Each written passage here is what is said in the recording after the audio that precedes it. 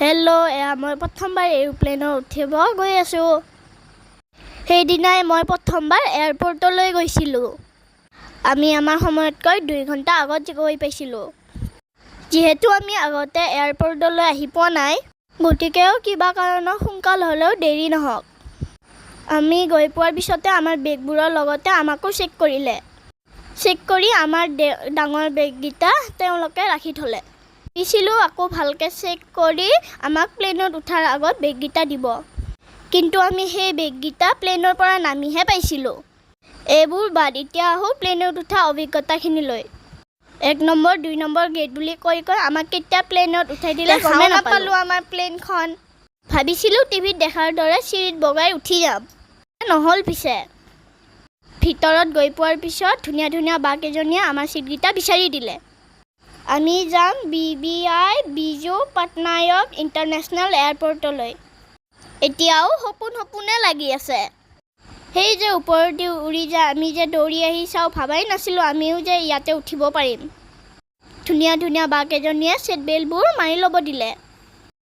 প্লেনখন উৰাৰ আগত বাকেইজনীয়ে ইমাৰ্জেঞ্চি কেনেকৈ কি কৰিব লাগিব, ক'ত কি আছে সকলোবোৰ বুজাই সকলোকে কৈ দিছিল।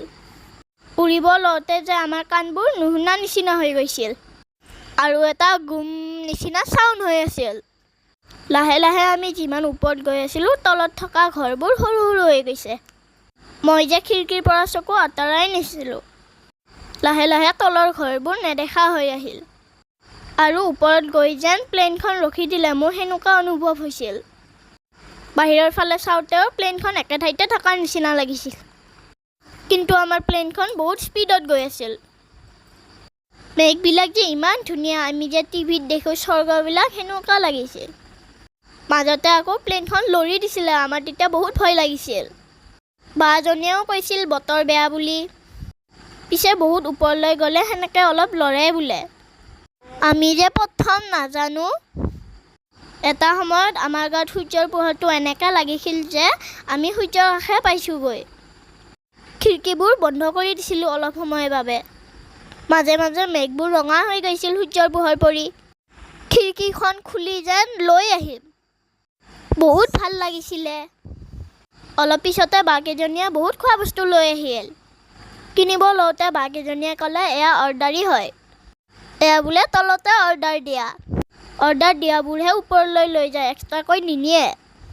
আমি নাজানিছিলোঁ যে, কিন্তু বাকেইজনীয়ে মোক আৰু মাইনাক কিবা এটা দিলে, পইচাও নল'লে। এই বাকেইজনী এয়াৰ হোষ্টেছ হয়, বহুত ভাল আছিল। আৰু এটা কথা, আমাৰ মাইনাৰো টিকেটৰ পইচা আমাৰ সমানে লৈছিল। তাই বয়স 3 বছৰ হোৱাই নাছিল। আমি কিমানবোৰ মানুহ একেলগে উৰিছোঁ চাওকচোন। মই অকলে যোৱা নাছিলোঁ, মোৰ লগত আইতা, ককা, মা, দেউতা সকলো গৈছিল। আৰু আমাৰ কলিজাও আছিল। আৰু আমাৰ সকলোৰে প্লেনত উঠা ফাৰ্ষ্ট অভিজ্ঞতা আছিল। আজি মোৰ এই অভিজ্ঞতাখিনি কিছুমানৰ কাৰণে সাধাৰণ কথা হ'ব পাৰে, কিন্তু আমাৰ কাৰণে বহুত স্পেচিয়েল হয়। চব কথাৰে প্ৰথম দিনটো স্পেচিয়েলে হয়। দ্বিতীয়বাৰ প্লেনত উঠিলে হয়তো ইমান স্পেচিয়েল যেন নালাগিব। সেইকাৰণে মোৰ প্ৰথম অভিজ্ঞতাখিনি সাঁচি থ'লোঁ। ইমান দূৰ ৰাস্তা আমি 1.5 ঘণ্টাতে গৈ পাইছিলোঁ।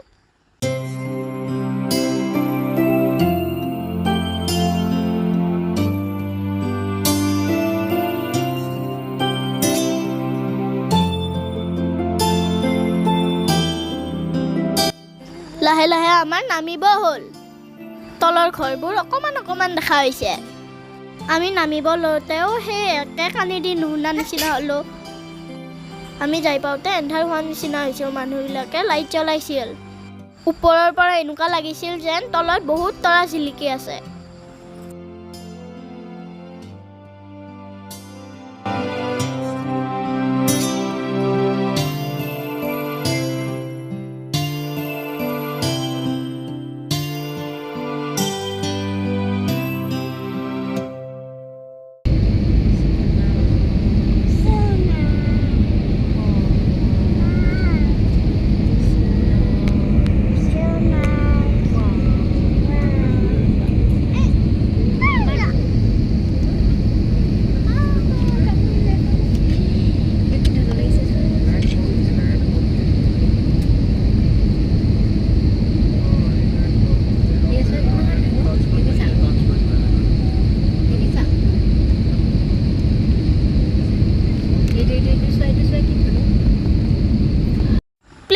তল পাওঁতে যায় এটা চাউণ্ড হৈছিল আৰু অলপ জঁপিয়া নিচিনা হৈছিল। আমি পিছে নামোতে প্লেনখন দেখা পালোঁ। টিভিত দেখাৰ দৰে চিৰি দিয়ে নামি গ'লোঁ। আমি ওপৰত দেখা অকণমান প্লেনখন ইমান ডাঙৰ হ'ব ভবাই নাছিলোঁ। আমি ইণ্ডিগ' এয়াৰলাইনত গৈছিলোঁ, দেখিছে নহয়। প্লেনত উঠি ভালে লাগিল, কিন্তু বহুত দূৰ যাব লাগিলে আমনি লাগিব নেকি।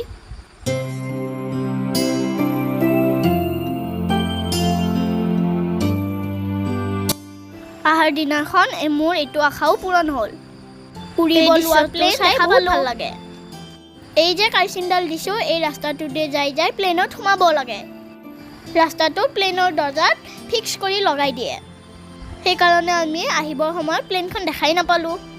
এতিয়া আকৌ সেইফালেদিয়ে উঠিমগৈ, কিন্তু নামোতে চিৰি দি নামিব লাগে। নামি আকৌ বাছত লৈ যায় এয়াৰপৰ্টলৈ। মোৰ এই অভিজ্ঞতাৰ প্ৰায়খিনি ভাল লগাই আছিল। আজিলৈ বাই। ভাল পালে লাইক, কমেণ্ট, শ্বেয়াৰ, ছাবস্ক্ৰাইব কৰি দিব।